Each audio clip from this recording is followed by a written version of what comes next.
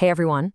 Today, we're going to dive into something that, let's be honest, affects every single one of us, failure.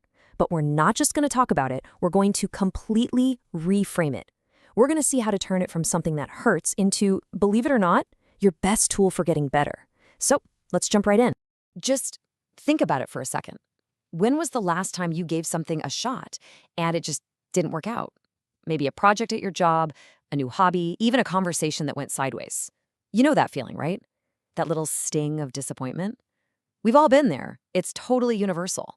But what if that whole feeling is based on looking at it the wrong way? This sentence right here is the key to everything we're talking about today. Failure is feedback, not defeat.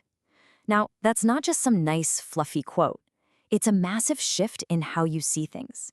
And to really get how powerful that is, we've got to break down what we mean by defeat versus feedback.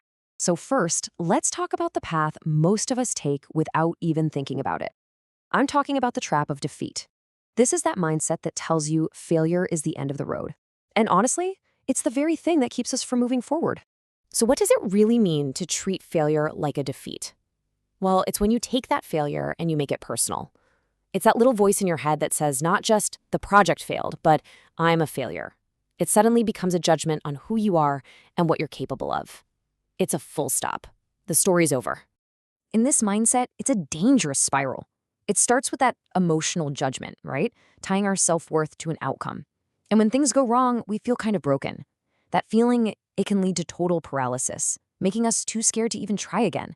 And before you know it, you're stuck in a box, believing, oh, I'm just not a person who can do that. And where does that lead? To a dead end, a total brick wall with nowhere to go. So, is there a way out of this trap? Absolutely. And it's all about understanding the power of feedback.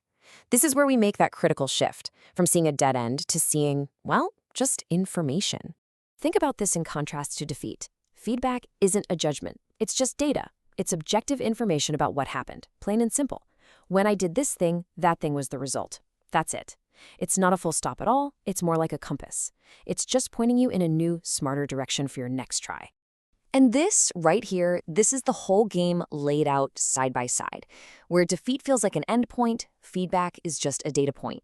Defeat is super emotional, feedback is informational. Defeat feels like a personal judgment, while feedback is just a lesson. You see, one is a stop sign telling you it's over, the other is a guidepost showing you the way forward. Can you feel the difference?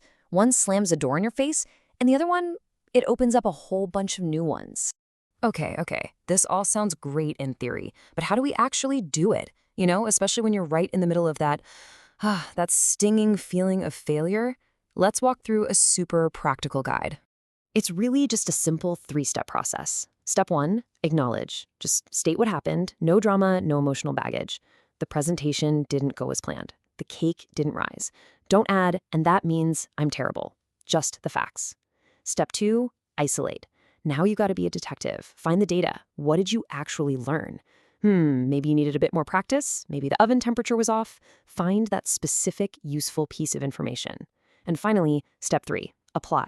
This is everything. What exactly are you going to do differently next time? This is how you turn a moment of into a real plan for success. So, when you boil it all down, it comes to this choice right here.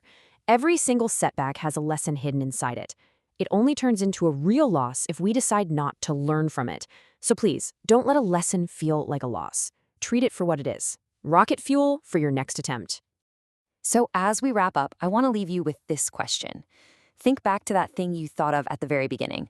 What's one so-called failure in your own life that you can reframe as valuable feedback right now? Go on, find the data point, pinpoint the lesson, and most importantly, decide what you're going to do with it.